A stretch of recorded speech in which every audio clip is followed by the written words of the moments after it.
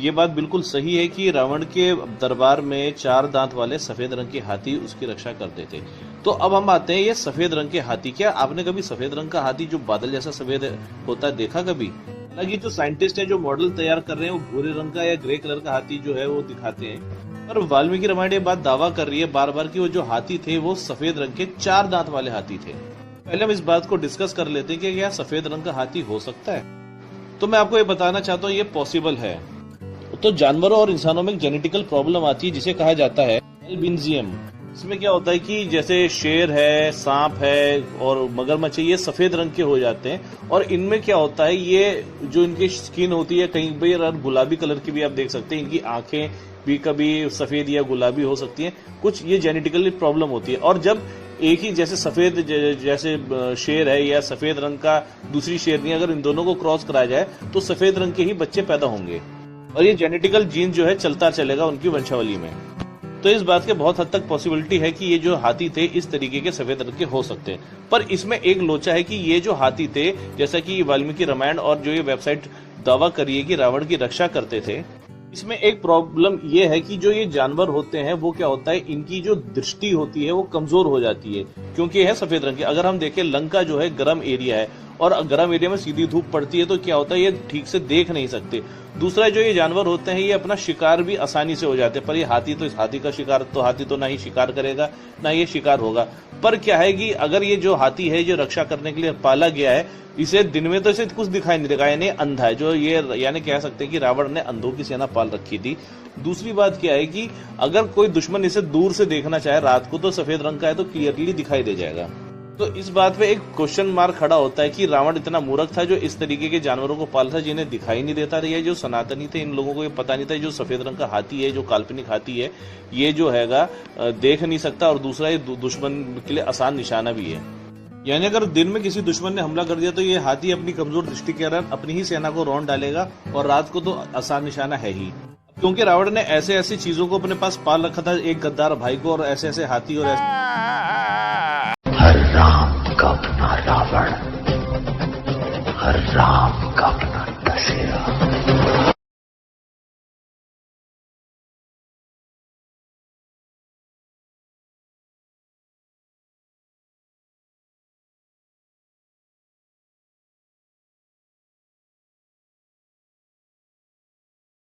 तो हम ईसाइयों का पहला ऑब्जेक्शन का हम जवाब देते हैं। उनका पहला ऑब्जेक्शन ये है कि एक सफेद हाथी के पास 4 दांत कैसे हो सकता है, या एक गोम्फोथेरो के पास 4 दांत कैसे हो सकते हैं, उसके पास सफेद रंग कैसे हो सकता है। तो आदि वाल्मीकि रामायण 4.27.12 में 4 दांतों वाला हाथी का यानी गोम्फोथेर का जिक्र है। देखिए, राघवश्च पुनर्दृष्टश्चुत्तरदंतं महागजम आरूढ़ शैलसंकाशं चकास सह लक्ष्मण।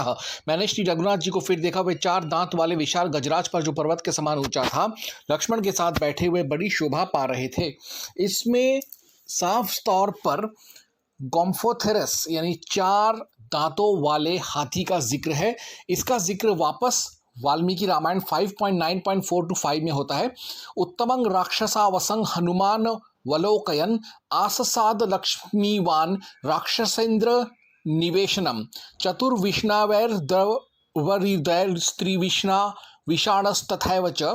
तो ऐसे करके 4 दांतों वाले हाथी का जिक्र 2 बार रामायण में आता है।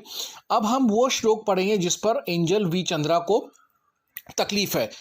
वो ऐसा है, वाजिन हृष्ट संगुष्टं नादितं भूषणैस्तथा रथैराजन विनयनश्चैव तथा हय गजः शुभै वारणश्च चतुर्दन्तः श्वेतार्भ्र नीचयोपमैः भूषिते रुचिद्वारं मत्तैश्च मृग पक्षी भी। आदि वाल्मीकि रामायण 4.27-28। घोड़ों की हिनहिनाहट की आवाज़ भी वहाँ सब और फैली हुई थी। आभूषणों की रुंझुन भी कानों में पड़ती रहती थी। नाना प्रकार के रथ, पालकी आदि सवारी, विमान, सुंदर हाथी, घोड़े, श्वेत बादलों की घटा के समान दिखाई देने वाले 4 दांतों से युक्त सजे सजाए मत वाले हाथी तथा मदमत पशु पक्षियों के संचरण से उस राजमहल का द्वार बड़ा सुंदर दिखाई देता था। यानी यहाँ पर हनुमान जी ने देखा कि रावण के महल के अंदर सफेद रंग के 4 दांतों वाला हाथी है। हम तो जानते हैं कि रामायण में 4 दांतों वाला और 2 दांतों वाला हाथी दोनों है। हम ये भी जानते हैं कि कोलंबियन हाथी जो है, मैमोथ जो है, वो यूरेशियन हाथी और वूली हाथी का मिक्स्ड ब्रीड है। वैसे ही व्हाइट वूली मैमोथ और 4 टक्स्ड गोम्फोथेर का मिश्रित खून वाला जो हाथी होता है, उसी का जिक्र हमको रामायण में मिलता है, 4 दांतों वाला सफेद हाथी।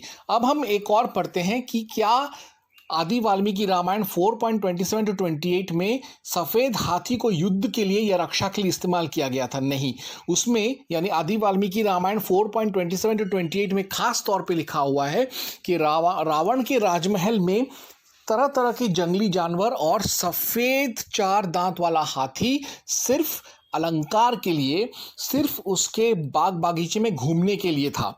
और आज भी सफ़ेद हाथी हिंदुस्तान, बर्मा, थाईलैंड, कैम्बोडिया में खास तौर पर पाए जाते हैं और थोड़े बहुत लाओस और वियतनाम में भी और कुछ चीन में भी पाए जाते हैं। लेकिन मूलतः ये भारत, बर्मा, थाईलैंड और कैम्बोडिया में पाए जाते हैं। मगर प्रश्न ये आता है कि क्या सफ़ेद हाथी अल्बिनो हाथी होता है? यानी अल्बिनो हाथी जिसके खून में कुछ दोष होता है, जिसकी वजह से उसका सफ़ेद रंग का उसका चमड़ा होता है और वो अंधा होता है, वो अल्बिनो होता है। हम जानते हैं कि अल्बिनिज़म जानवरों में होता है, एनिमल किंगडम में ये बहुत प्रचलित है। ऐसे कई जानवर हैं जो इनब्रीडिंग की वजह से या फिर खून के किसी कमी की वजह से या उसमें खून रक्त में किसी दोष की वजह से वो सफ़ेद रंग के होते हैं। ठीक वैसे ही बहुत से ऐसे जानवर हैं जो अल्बिनो नहीं होते लेकिन उनका रंग सफ़ेद होता है, जैसे सफ़ेद royal Bengal tiger, Siberian tiger, snow leopard, डोगो, राजपालयम, सफ़ेद चूहा, white lion, polar bear. White lion अलग होता है, वो अल्बिनो नहीं होता। वाइट लायन एक अलग प्रजाति भी होता है, अल्बिनो लायन भी होते हैं लेकिन वाइट लायन भी होते हैं। ठीक वैसे ही हाथियों में भी अल्बिनो हाथी होते हैं, लेकिन जो सफ़ेद हाथी होता है वो अल्बिनो हाथी नहीं होता। सफ़ेद हाथी का जो रंग होता है वो थोड़ा सा हल्का सा पिंकिश होता है, हल्का सा रेडिश ब्राउन या रेडिश पिंकिश होता है और वो अंधा नहीं होता। सफ़ेद हाथी और अल्बिनो हाथी में सबसे बड़ा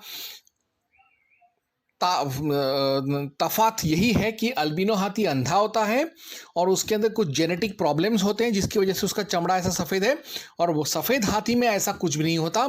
सफ़ेद हाथी अंधा नहीं होता और उसमें कोई जेनेटिक दोष नहीं होता और वो हल्का रेडिश ब्राउन या पिंकिश या रेडिश वाइट कलर का होता है। तो यही फ़र्क है, सबसे बड़ा फ़र्क है वाइट एलिफेंट यानी सफ़ेद हाथी और अल्बिनो में, कि अल्बिनो हाथी अंधा होता है, कलर ब्लाइंड होता है, और वो सफ़ेद हाथी कलर ब्लाइंड या अंधा या पार्शियली अंधा भी नहीं होता। तो हम ये आराम से वैज्ञानिक स्तर पर कह सकते हैं कि सफ़ेद हाथी अल्बिनो हाथी कदापि नहीं है। अगर सफ़ेद हाथी अल्बिनो हाथी होता तो फिर उससे थाईलैंड और भारत के मंदिर प्रांगण में, मंदिर जलसों में, राजकीय जलसों में और टूरिस्टों को इधर उधर ले जाने में क्यों इस्तेमाल करता?